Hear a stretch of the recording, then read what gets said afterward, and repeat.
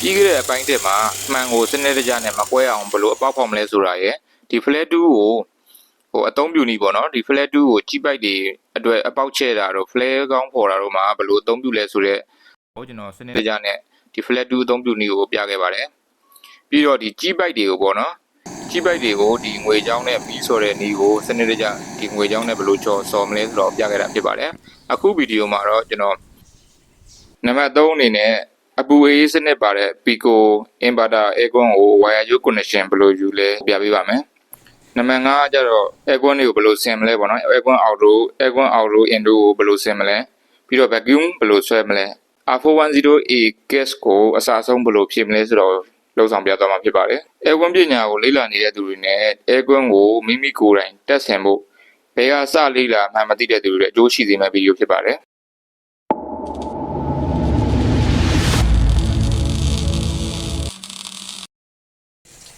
အပိုင်း2ရဲ့အစမှာ auto frame တက်မှာဖြစ်ပါတယ် auto frame တက်ဖို့အတွက်ကျွန်တော်ဒီ net ဆွဲမဲ့အပေါက်တွေရဲ့အကွာအဝေးကိုယူမှာဖြစ်ပါတယ် net ဆွဲမဲ့အပေါက်ရဲ့ဟိုဘက်အပေါက်နဲ့ဒီဘက်အပေါက်ရဲ့ center ကိုတိုင်းတာဖြစ်ပါတယ်ဒီဘက်က center တိုင်းမယ်ဒီဘက်က center နဲ့ယူမယ်ဒါမိတ်ဆွေတို့တေချာမြင်အောင်ကျွန်တော်ပြန်ပြပေးတာဖြစ်ပါတယ်ဟိုဘက်က center အထိပေါ့နော်ဟို18လက်မှပေါ့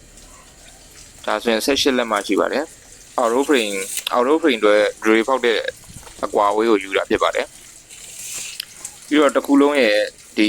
auto တစ်ခုလုံးရဲ့အလျားကိုတိုင်းတာဖြစ်ပါတယ်ဒါမှဒီလို auto တစ်ခုလုံးရဲ့အလျားကိုတိုင်းပြီးတော့လုပ်တဲ့အခါကျမှဒီပြတင်းပေါက်တွေပါတယ်ရှိလို့ရှိရင်လွတ်မလွတ်ကိုပြန်ပြီးတော့ဆန်းစစ်ရတာဖြစ်ပါတယ်အကွာအဝေးတွေတိုင်းပြီးသွားပြီဆိုရင် auto တက်မဲ့နေရာမှာ horizontal မြင်းချောင်းတစ်ကြောင်းဆွဲပေးပါဒါ auto ထားမဲ့နေရာအတွက် horizontal မြင်းချောင်းတစ်ကြောင်းစာဆွဲတာဖြစ်ပါတယ်ဒီချိန်သေချာချိန်ပြီးတော့မှမြင်းချောင်းကိုခဲသားနဲ့ဆွဲပါမယ်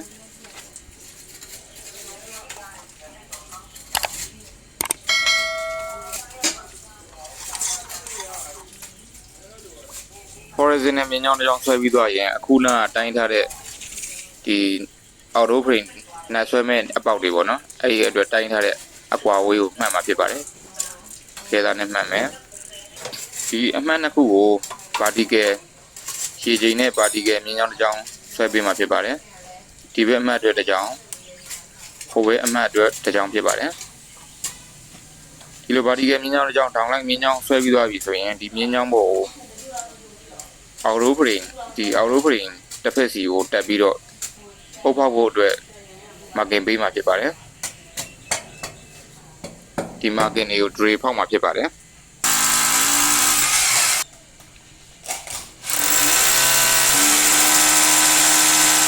ဒီဖောက်တဲ့အခါမှာအရန်ကျဲသွားလို့လည်းမရဘူးအရန်ပြက်နေလို့လည်းမရပါဘူးပုံမှန်လေးပဲဖောက်ပေးပါ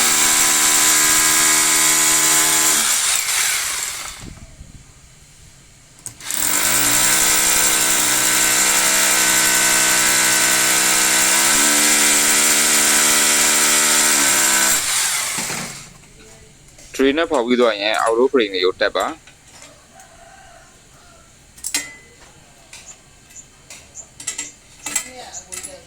auto frame တွေတက်တဲ့အခါမှာတေချာလေးကြက်ပေးပါ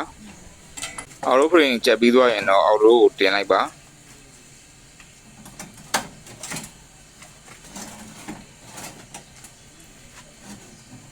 auto နဲ့ auto frame ကို net ဒီနဲ့တွဲပြီးတော့ကွာနဲ့ကြက်ပေးပါ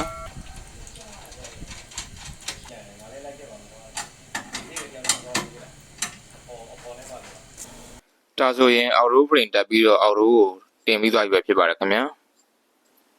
ဒါ indo တက်ဖို့အတွက် indo plate ကိုရေချိန်တင်ပြီးတော့မှခဲမှတ်တာဖြစ်ပါတယ်ပြီးရင် screw ဆွဲမှာဖြစ်ပါတယ်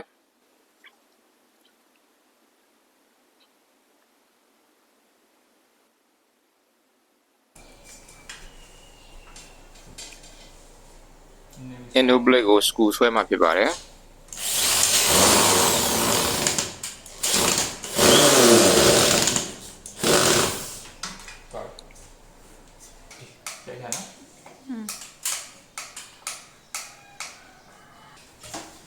indo plate တက်ပြီးရင် indo တင်ကြည့်မှာဖြစ်ပါတယ် indo ချိတ်ကြည့်မှာဖြစ်ပါတယ်ချိတ်တွေကိုတေချာချိတ်မိမမိကိုစစ်ကြည့်တာဖြစ်ပါတယ်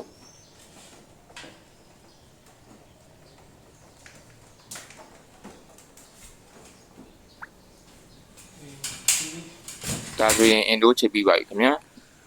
အပိုင်းတက်တုံးကမီးစော်ထားတဲ့ကြေးပိုက်တွေကိုကျွန်တော်တို့ဖော့ပိုက်ဆွတ်မှာဖြစ်ပါတယ်ဒီတော့ခွေထားတဲ့ပိုက်လေးတွေကိုစနစ်တကျပြန်ဖြန့်ပေးပါ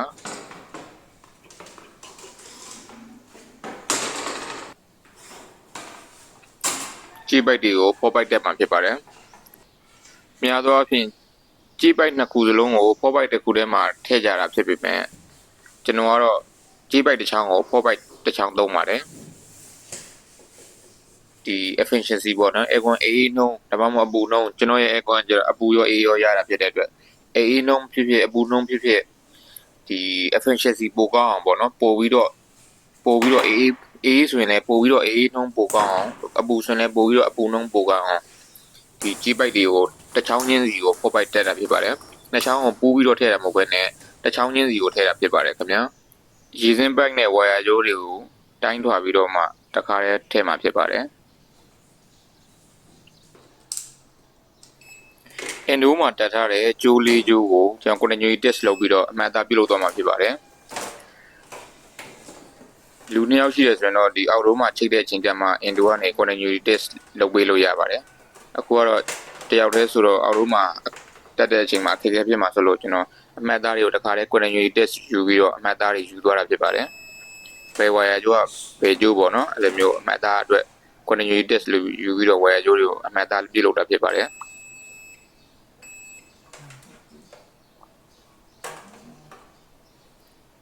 ဒါ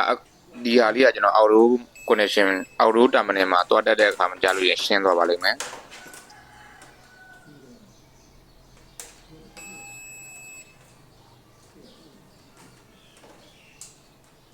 အဲကွန်းကိုယာယီအနေနဲ့အသုံးပြုမှာဖြစ်တဲ့အတွက် trunking မသုံးဘူး90ကြိုးတွေမချိုးဘူးဒီအတွက်ကျွန်တော်အလိုက်တင်လေးပိုက်ကိုအသုံးပြုမှာဖြစ်တဲ့အတွက် Indo နဲ့တခါတည်း join ဆက်ထားမှာဖြစ်ပါတယ်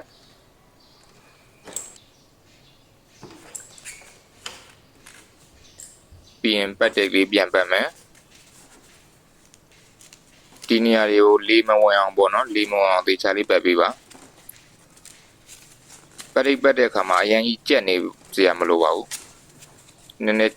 အတင်းတင်လေးပဲပတ်ပေးပါအရင်ကြီးကြက်နေအောင်ပတ်လို့ရှိရင်လည်းဒီ absorption ပေါ့နော်ဒီ heat of absorption ဒီ 4 byte ရဲ့ဂုဏ်သတ္တိတွေရောကြစေပါတယ်ဒါကြောင့်အတင်းတင်လေးပဲပတ်ပေးပါ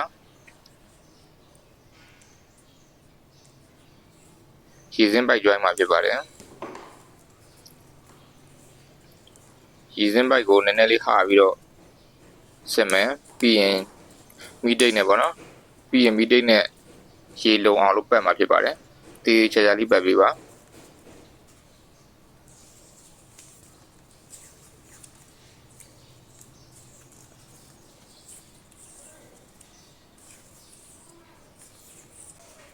ပြီးရင်အကုန်လုံးပတ်တိတ်နဲ့ပြန်ပြီးတော့ပတ်မှာဖြစ်ပါတယ်ပတ်တိတ်နဲ့စီနေအောင်တေးချာချာလေးပတ်သွားပေးပါ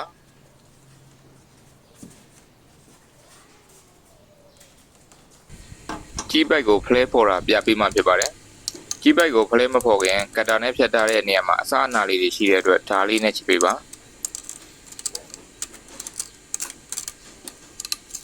မုံရဖလဲဖော်တဲ့နေရာမှာနှာခမ်းတွေစားသွားတာနှာခမ်းတွေလိတ်သွားတာတွေဖြစ်တတ်ပါတယ်တီချာချာလေးဒီနေရာလေးမှာအမြင်စာလေးဖြတ်စာလေးတွေပေါ့နော်အဲ့ဒါလေးတွေမရှိအောင်လို့တီချာချာလေးတန်ရှင်းလုပ်ပေးပါပိုက်နှစ်ခုစလုံးကိုတီချာချာလေးလုပ်ပေးပါအမုံမွှားလေးရှိမှဆိုလို့ခါပေးပါဒီကောင်းလေးတွေကိုမမေ့ပါနဲ့ဖလဲဖော်ကြီးမှတက်မယ်ဆိုလို့ရှိရင်ဒီပိုက်ကိုတိုင်းထားပြီးတဲ့ပိုက်တွေကိုပြန်ဖြတ်ရပါဖြစ်တတ်ပါတယ်ခင်ဗျာ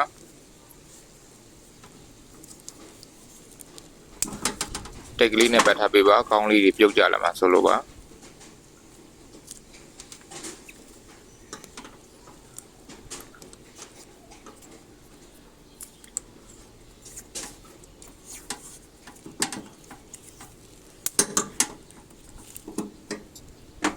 ပိုက်ထိပ်မှာစာနာလေးရှိမရှိသေးချစစ်မယ်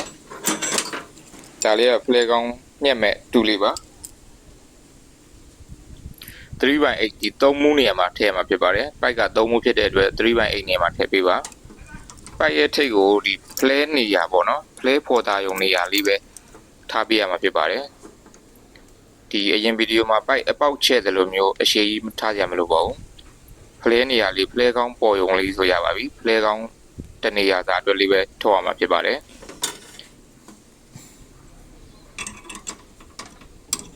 ပြီးရင်နှစ်ကြက်မယ်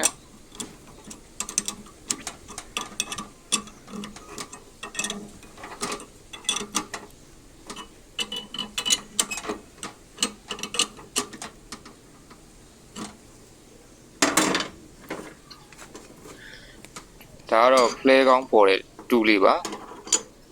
ပိုက်ရဲ့ center တဲ့တဲ့ကိုထားမှာဖြစ်ပါတယ်ပိုက်ရဲ့ center တဲ့တဲ့ကိုချိန်ရမှာဖြစ်ပါတယ်နည်းနည်းလေးလွဲသွားတာနဲ့ပိုက်လိမ်သွားတာတွေပိုက်ဒီနှကန်းတွေလိမ်သွားတာတွေဖြစ်တတ်ပါတယ်စလက်မယ်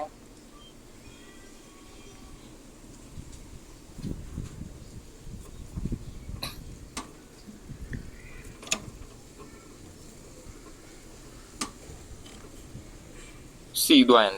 ဒီလိုလေးနှကန်းသားလေးကစီသွားရင်ရပါပြီထပ်ပြီးတော့ကြက်စရာမလိုပါဘူး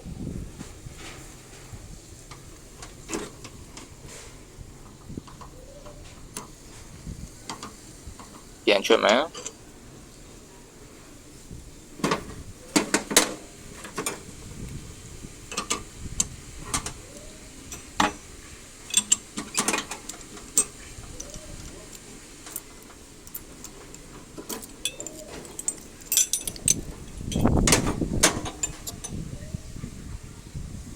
ဒါဆိုရင် play ပေါ်တာကိုနားလည်လောက်ပြီးထင်ပါတယ် play ပေါ်တဲ့အဆင်ပြီးသွားပါပြီခင်ဗျာ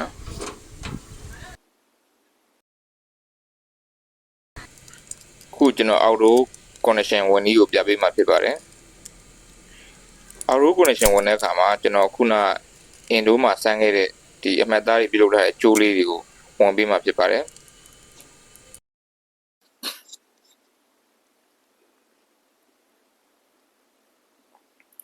အဲ့တော့ဒီနှစ်ကျိုးဒီမှာကျိုးကအလုံးပေါင်း6ကျိုးရှိပါတယ်4ကျိုးတီးတန့်ရဲ့နောက်ထပ်2ကျိုးတီးတန့်ကိုကျွန်တော်အမှတ်သားလေးပြုလုပ်ထားပါတယ်ဒီဘက်က4ကျိုးဟာ Indo ကနေ Indo နဲ့အဆက်အသွယ်ပြုလုပ်မဲ့ကျိုးဖြစ်ပါတယ်ဒီအောက်ရိုးမှာရှိတဲ့သင်္ကေတနဲ့ Indo မှာရှိတဲ့သင်္ကေတလေးတွေအတူတူပဲဖြစ်ပါတယ်ဒီသင်္ကေတဥပမာ S ဆိုရင် S N ဆိုရင် N ဒီလိုမျိုးပေါ့နော်အဲ့ဒီပုံစံလေးတွေအတိုင်းကို Indo မှာရှိတဲ့သင်္ကေတနဲ့တူတဲ့ဒီ wire ရိုးတွေကိုဆက်ပေးရမှာဖြစ်ပါတယ်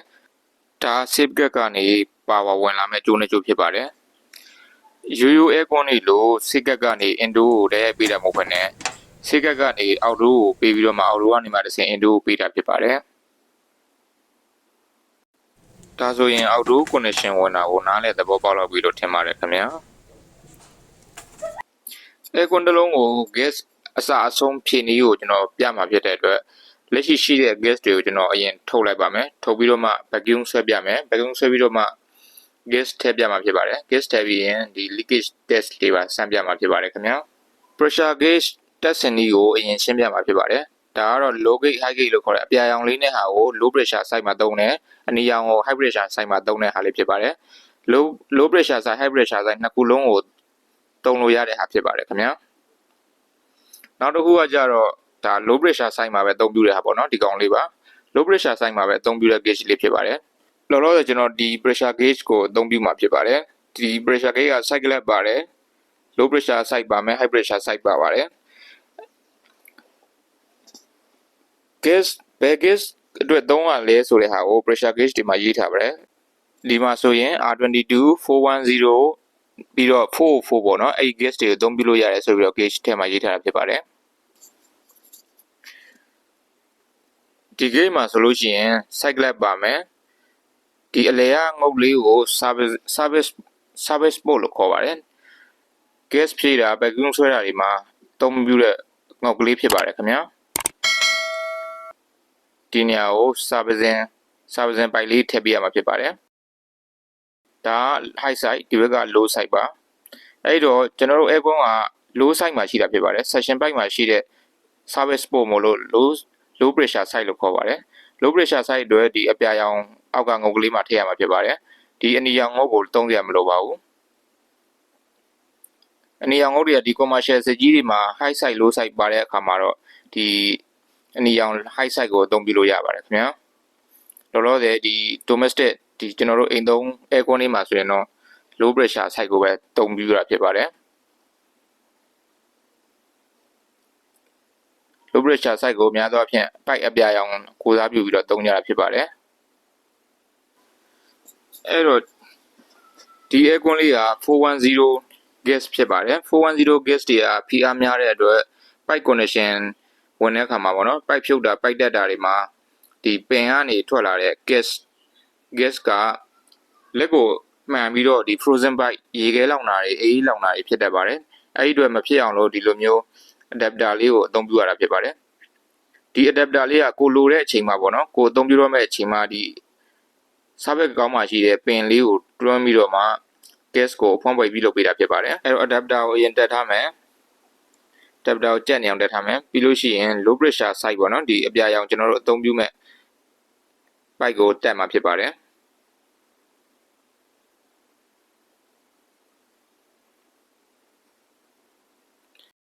ဒီ adapter မှာရှိတဲ့ဘိန်းဝိုင်းအနီလေးကပင်ထောက်ပင်ပေါ့နော်အထဲမှာရှိတဲ့စာပင်ခေါင်းမှာရှိတဲ့ထောက်ပင်လေးကိုဖွင့်ပိတ်ပြုလုပ်ပေးတာဖြစ်ပါတယ်ထောက်ပင်လေးကိုတွန်းတာထောက်ပင်လေးပြန်ပြီးတော့ short တာပေါ့နော်ဒီလိုနေရာမှာအသုံးပြုတာဖြစ်ပါတယ်ဒီရေတံမှုဖွင့်တယ်လို့ပါပဲပယ်ဘက်ကိုရထားတယ်ဆိုလို့ရှိရင်ပင်ကိုသွားမတွန်းဘူးပေါ့နော်ညာဘက်ဆိုလို့ရှိရင်ဒီလိုညာဘက်ကိုဆိုလို့ရှိရင်ပင်ကိုတွန်းပြီးတော့မှဒီ system ထဲမှာရှိတဲ့ gas တွေက pressure gauge ကိုရောက်မှာဖြစ်ပါတယ်ခင်ဗျာအဲ့တော့အဆုံးထိဖွင့်လိုက်ပါအဆုံးထိဖွင့်ဆိုတာဒီညာရဲ့ရေးလိုက်ပေါ့နော်ထောက်ပင်ကိုအထဲကိုထိုးခန့်လိုက်တဲ့သဘောပါပဲအဲ့တော့ system ထဲမှာရှိတဲ့ gas တွေကိုကျွန်တော်အရင်ထုတ်လိုက်ပါမယ်အပြာရောင်ကိတ်မှာပြထားတဲ့အတိုင်း system gas တွေရှိနေပါတယ်200ကျော်လောက်ရှိနေပါတယ်ခင်ဗျာ250လောက်ပေါ့နော်ဖြည်းဖြည်းချင်းထုတ်မှာဖြစ်ပါတယ်အမြန်ထုတ်ရင် line ထဲမှာပါတဲ့ C တွေထွက်သွားမှာဆိုတဲ့အတွက်ဖြည်းဖြည်းချင်းထုတ်ပေးမှာဖြစ်ပါတယ်ဒီ system ထဲမှာရှိတဲ့ gas တွေကလည်းအများနေတဲ့အတွက်အမြန်မထုတ်သင့်ပါဘူးဖြည်းဖြည်းချင်းပဲထုတ်သင့်ပါတယ်ခင်ဗျာကြာနေမှာ solo video ကိုကျွန်တော်အမြန်ကြော်လိုက်ပါတယ်ခင်ဗျာ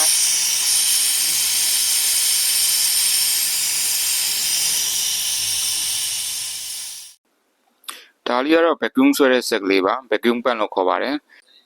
ဒီ vacuum ဆွဲနည်းပေါ့နော် aircon system နည်းတစ်ခုလုံးကို vacuum ဆွဲတဲ့နည်းရဲ့ပြီးတော့ဒီ 410A gas ကို gas အစားအဆုံးစနစ်တကျဘယ်လိုဖြစ်မလဲဆိုတာကိုအပိုင်း3မှာစောင့်မျှော်ကြည့်ရှုပေးပါခင်ဗျာဒီလောက်နဲ့ပဲနားပါရစေခင်ဗျာအားလုံးကျေးဇူးတင်ပါတယ်မိတ်ဆွေတို့အတွက်အကျိုးရှိရဆိုရင်တခုလေးမှန်းခဲ့ပေးပါအောင်ခင်ဗျာအပိုင်း3ကိုစောင့်မျှော်ကြည့်ရှုပေးပါခင်ဗျာ